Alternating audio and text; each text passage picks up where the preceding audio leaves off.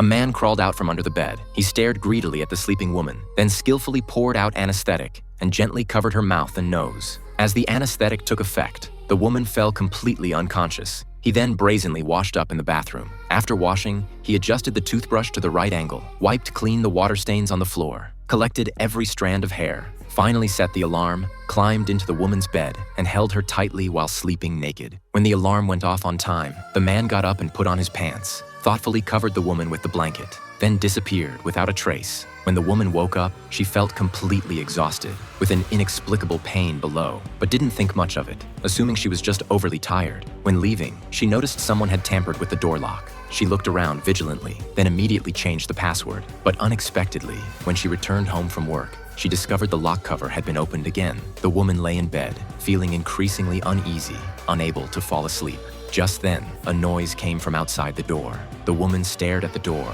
and slowly approached. Suddenly, the doorknob shook violently. The woman covered her mouth, not daring to make any sound. She slowly moved closer to the door and looked out through the peephole, but became even more terrified. Because no one was outside, she gently opened the door, carefully poked her head out, and found the entire hallway empty. The woman returned to bed to sleep. Suddenly, the door slowly opened. The pervert appeared again. The next morning when she woke, the woman still felt dizzy and disoriented, even having trouble standing at work. A customer stared at her intently and asked her to have dinner together, his eyes full of obvious desire. This made the woman unconsciously think of the recent strange events. Fortunately, at the crucial moment, her boss intervened and drove the man away. After work, the woman waited for the bus at the roadside, but when she turned around, it was that same unreasonable pervert from today. He forcibly grabbed the woman, again asking her to dinner. Just then, the boss arrived in time again. He once more reprimanded the man and offered to drive the woman home. When she got home, she found the power was out. As she turned on the flashlight, a man's voice suddenly came. From behind, the woman looked through the peephole and confirmed it was her boss.